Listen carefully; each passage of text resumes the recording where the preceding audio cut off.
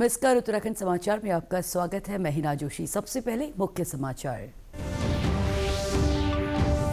मुख्यमंत्री पुष्कर सिंह धामी बोले, उत्तराखंड को सौर ऊर्जा में बनाएंगे अग्रणी प्रदेश। देहरादून में सौर कौथिक का किया उद्घाटन। सौर ऊर्जा अपनाने पर दिया जोर।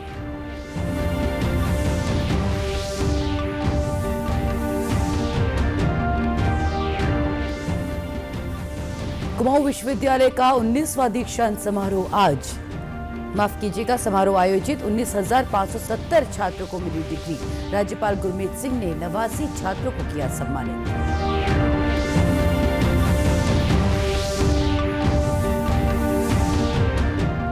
और विजय दिवस पर आज कृतज्ञ राष्ट्र देश के रणबांकुरों और वीर सपूतों को कर रहा याद। चंपावत समेत विभिन्न जिलों में विभिन्न समारोह का आयोजन। अब समाचार विस्तार से। मुख्यमंत्री पुष्कर सिंह धामी ने उत्तराखंड अक्षय ऊर्जा विकास अभिकरण द्वारा देहरादून में आयोजित 2 दिवसीय सौर कौथिक मेले का उद्घाटन किया।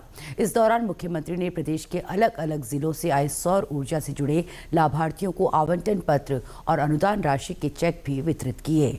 इस मौके पर मुख्यमंत्री ने कहा कि पर्यावरण के लिहाज से सौर ऊर्जा फायदेमंद है।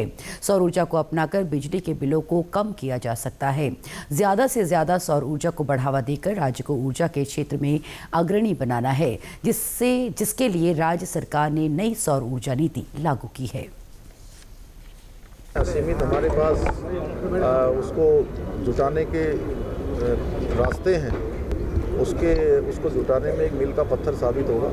और इस निमित्त हमने 100 करोड़ रुपए की धनराशि का प्रावधान पहले ही कर दिया है। सरकारी कार्यालयों में हम सभी को कह रहे हैं कि सौर ऊर्जा के संयंत्र लगाएं और आगे के बजट में भी हम करने वाले हैं। राज्य के अंदर हम इसके लिए अनुदान भी दे रहे हैं। नए जो हमारे मुख्यमंत्री सौर स्वरोजगार योजना है वो एक बड़ा गेम चेंजर साबित हो रही है और अनेक हमारे उद्यमी युवा नौजवान आगे आ रहे हैं और अपने स्वरोजगार को अपना रहे हैं। और सौर ऊर्जा के हीटर के संयंत्र भी स्थापित हो रहे हैं, उसमें भी हम 30 से 50% की सब्सिडी दे रहे हैं, 70% का अनुदान इसमें दे रहे हैं।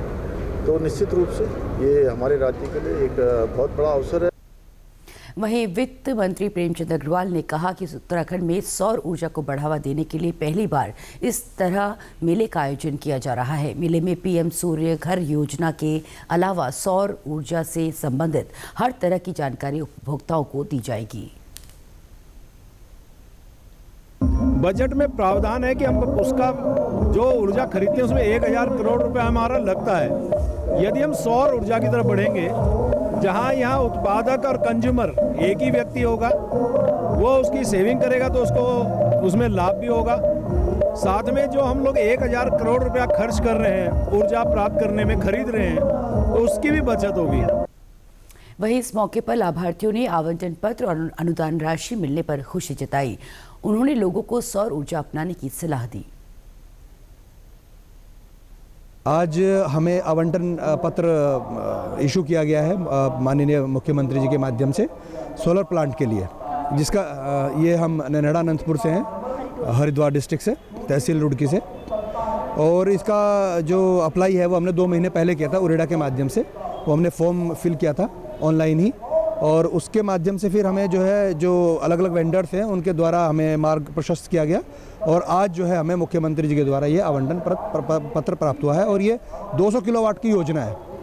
इसका सीधा जो प्रोडक्शन होगा वो ग्रिड को जाएगा। हम गवर्नमेंट को विद्युत सप्लाई करेंगे, जिससे कि संपूर्ण जो ये हमारा उत्तराखंड राज्य है इसमें बिजली का जो उत्पादन है वो ज़्यादा से ज़्यादा नेचुरल रूप में किया जा सके और लोगों को विद्युत का प्रयोग करने के लिए और उत्साहित किया जा सके। और हमने घर पे भी अपने रूफटॉप लगाया है जो 3 किलोवाट का है।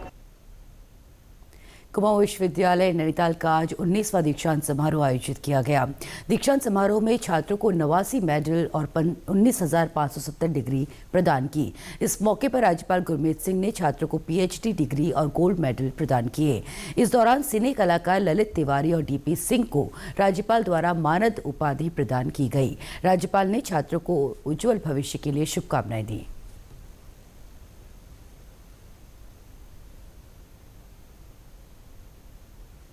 बड़ा ये था कि जितनों को भी आज मेडल मिला है, जो मेधावी स्टूडेंट्स हैं, उनको पूरे भारत का भ्रमण, जो अच्छे अच्छे हमारे संस्थान हैं, IIT, IIM, वहाँ पर भेजा जाएगा। मुझे ऐसा लगता है कि आज जितने भी हमारे स्टूडेंट्स यहाँ से डिग्री लेके जा रहे हैं, वो हमारे भारत के आने वाले समय के अंदर में उनका योगदान एक बिल्कुल अलग होने वाला। इस मौके पर उच्च शिक्षा मंत्री डॉक्टर धन सिंह रावत ने बताया कि कुमाऊं विश्वविद्यालय के लिए बजट की कोई कमी नहीं है। विभिन्न कार्यों के लिए 100 करोड़ रुपए प्रदान किए गए हैं। उन्होंने बताया कि विश्वविद्यालय में अगले वर्ष स्थानीय भाषाओं में पाठ्यक्रम भी लागू किया जा रहा है। मैंने बच्चों से वादा किया था कि हम सबको ऑनलाइन डिग्री दे देंगे। अब हम पूरे प्रदेश में बच्चों को ऑनलाइन डिग्री भी दे रहे हैं। अब हम एक बड़ा निर्णय कर रहे हैं, जो कि भारत सरकार भी कह रही है, UGC भी कह रही है कि विश्वविद्यालयों को स्वायत्तता और दी जाएगी और विश्वविद्यालयों को जो है हाइब्रिड मोड पे चलाया जाएगा। विजय दिवस की 53वीं वर्षगांठ के अवसर पर चंपावत जिले में विभिन्न कार्यक्रमों का आयोजन किया गया। इस मौके पर जिले के लोहाघाट स्थित शहीद स्मारक में जिलाधिकारी नवनीत पांडे ने अमर जवानों पर पुष्पचक्र अर्पित किया। इस मौके पर जिलाधिकारी नवनीत पांडे ने कहा कि विजय दिवस के अवसर पर अमर शहीदों को नमन किया और याद किया। उन्होंने कहा कि उत्तराखंड सरकार गौरव सेनानियों के कल्याण के लिए प्रयासरत है और कल्याणकारी योजनाओं को लागू कर रही है।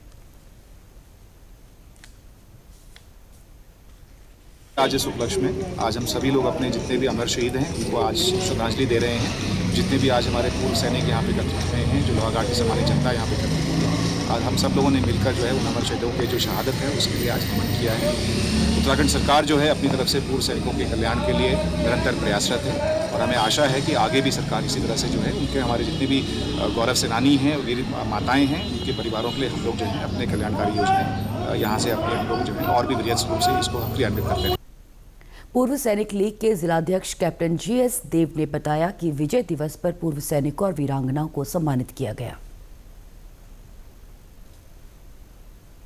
विजय दिवस भारत पाक युद्ध 1971 के 53 वर्षगांठ के शुभ अवसर पर मैं उत्तराखंड पूर्व सैनिक संगठन की तरफ से सभी सदस्यों का विजय दिवस के उपलक्ष्य में हार्दिक स्वागत और अभिनंदन करते हैं। हम लोगों ने यहाँ पर स्मृति पटल पर जो शहीद सैनिक हैं उनको यहाँ पर अपनी पुष्पांजलि अर्पित की।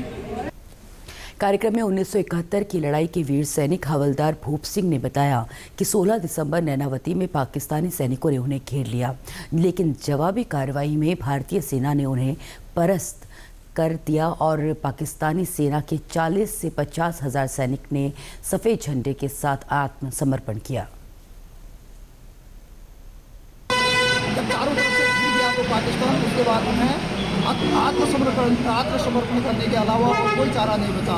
तो ठीक 3:30 बजे से उनका सफ़ेद झंडा लेकर के पूरी फौज नैनावती में कम से कम 40 या 50 हज़ार सैनिक उनके पश्चिमी पाकिस्तान के सरेंडर करने के लिए आए और हाथ में सफ़ेद झंडा और अपने अपने हथियार लेकर के सारे उन्होंने अपने हथियार और वो सब हमारे को समर्पित किए और उनको हमने कैद करके पीछे को भेज दिया। वहीं विजय दिवस पर आज टिहरी जिला मुख्यालय में स्थित युद्ध स्मारक बौराड़ी में 1971 के युद्ध में शहीद हुए जवानों और अन्य युद्धों के वीर सैनिकों के आश्रितों के सम्मान में समारोह का आयोजन किया गया। कार्यक्रम में टिहरी विधायक किशोर उपाध्याय ने पुष्पचक्र अर्पित कर शहीदों को श्रद्धांजलि दी। वहीं शहीदों के आश्रितों को शॉल उड़ाकर सम्मानित भी किया गया।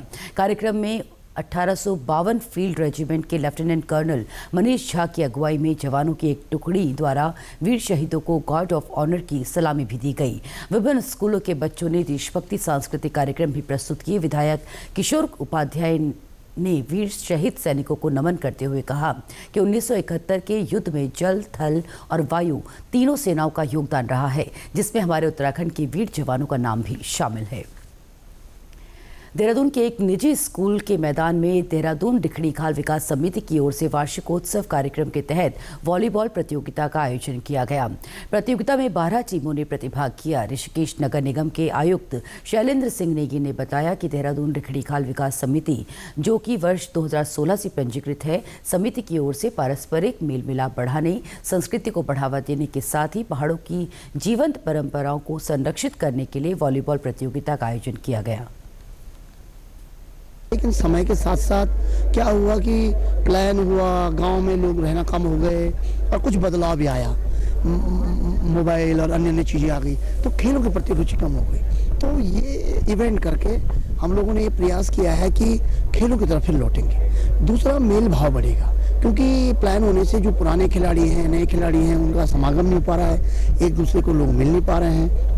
यहाँ पर ऐसे लोग मिले जो कि आर्मी में आज से 25 साल 30 साल पहले भर्ती एक साथ हुए, लेकिन उसके बाद अलग अलग पलटों में गए, फिर छुट्टी अलग अलग टाइम पे आए तो मिल ही नहीं पाए कभी। तो यहाँ पर जाकर के इस तरीके से मेल भाव बढ़ रहा है और ये शुरुआत है, ये हम इसको आगे और बढ़िया तरीके से करेंगे। अगली बार हम इसमें कैटेगरी वाइज करेंगे, एज जो कैटेगरी होगी उसके हिसाब से करेंगे।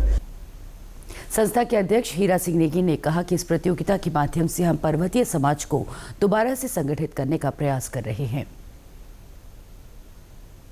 ये देहरादून डिखणी खाल विकास समिति की ओर से ये पहली बार एक नया प्रयोग किया गया है कि हमारे क्षेत्र में वॉलीबॉल प्रतियोगिता का बहुत पुराना क्रेज है और विकासखंड डिखणी खाल में वॉलीबॉल प्रतियोगिता अपने स्कूल टाइम से बहुत फेमस रही है और गढ़देवा में हमेशा डिखणी खाल ब्लॉक प्रथम रहता था।